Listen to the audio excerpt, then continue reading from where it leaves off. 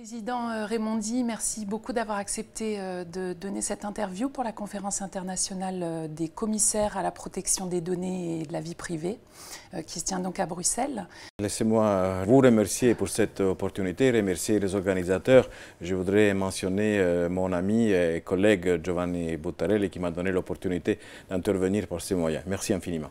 C'est un plaisir de vous avoir.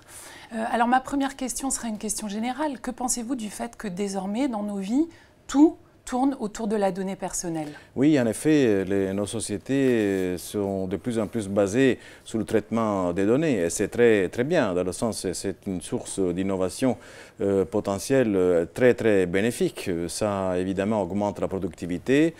Ça permet un meilleur fonctionnement du secteur public, ça augmente la participation sociale, mais évidemment il y a aussi des problèmes, même des grands problèmes concernant la protection de la vie privée de nous tous.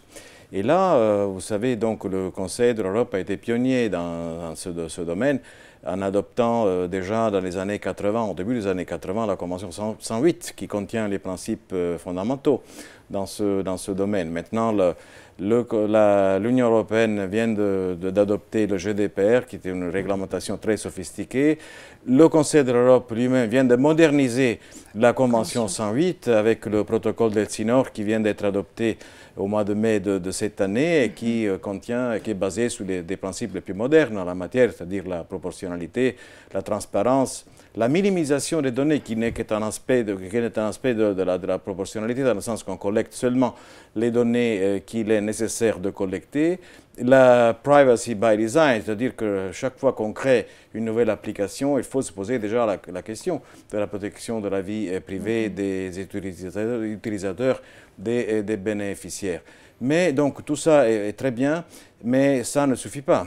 Parce que c'est vrai, il faut réglementer l'utilisation des données, mais peut-être il faut faire quelque chose de plus. Et c'est pour ça que j'aime beaucoup l'esprit de la conférence qui vise à bâtir une éthique, disons, oui, de la protection des données.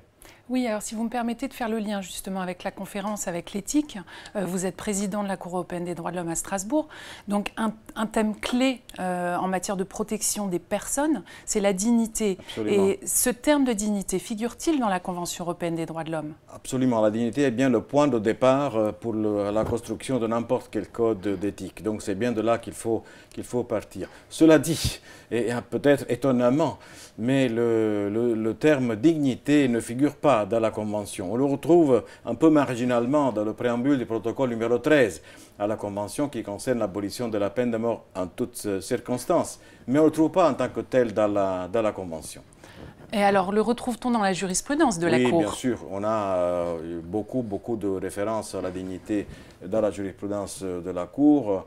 Dans un arrêt célèbre, l'arrêt Zvinarenko et Zladnev contre la Russie, la Cour dit que la dignité est au cœur de la Convention.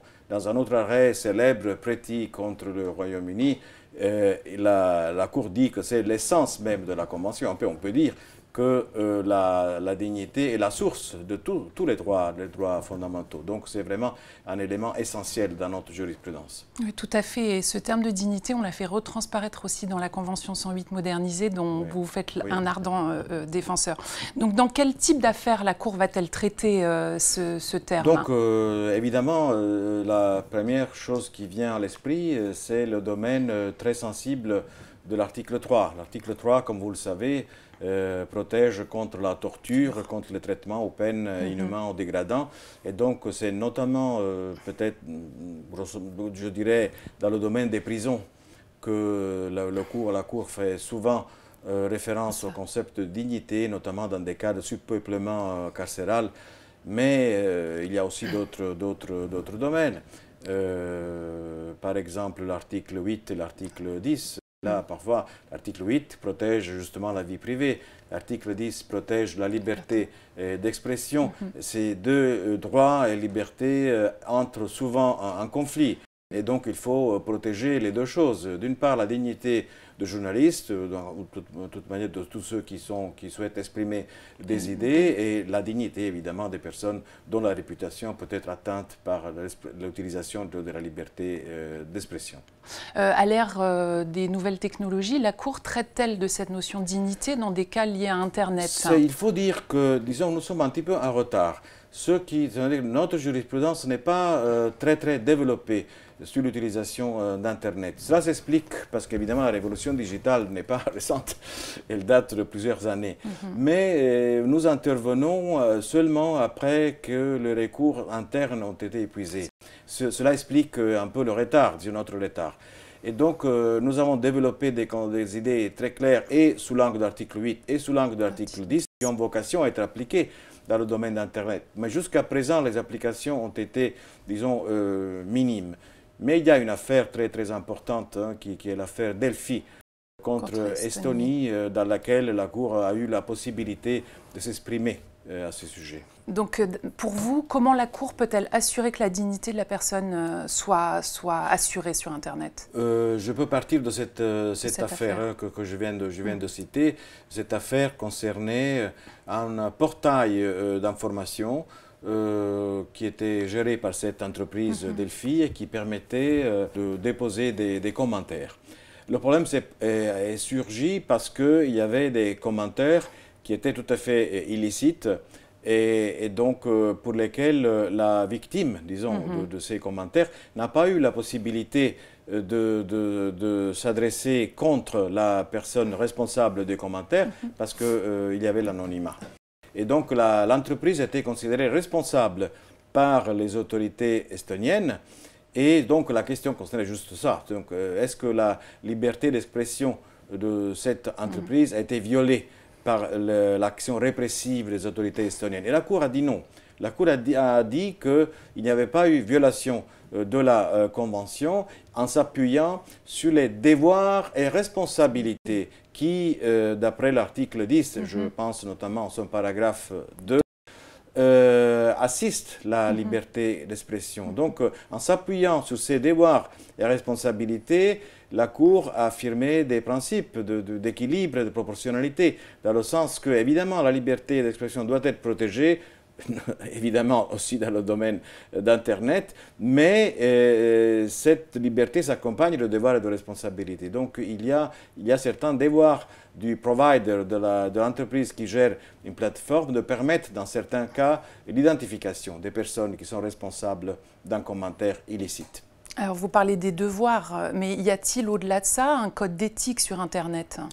Voilà, ça c'est disons, le travail pour le futur.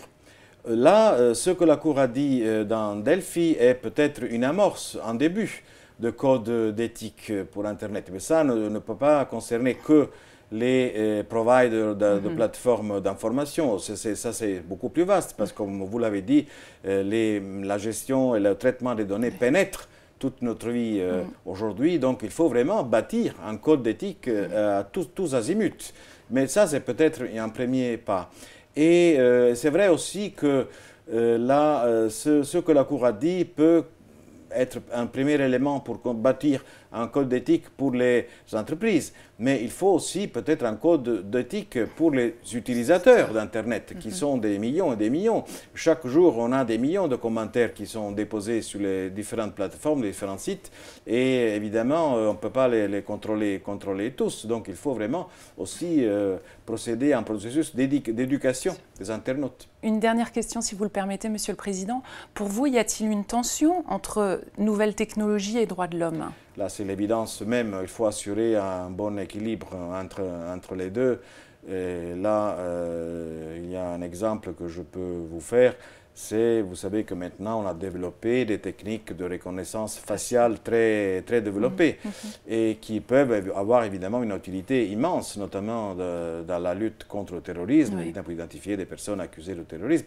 Mais c'est vrai aussi qu'on peut utiliser de manière inappropriée ces techniques pour un contrôle social qui entrerait en tension avec les droits fondamentaux. Imaginez comment la facilité par laquelle on pourrait identifier des participants à une manifestation et donc de manière peut-être à créer une tension.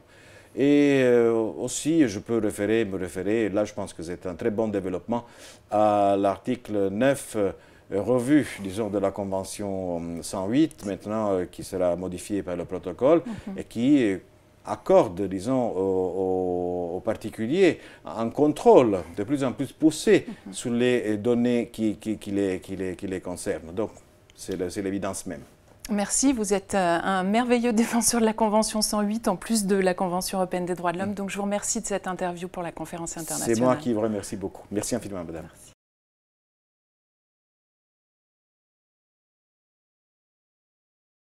Merci.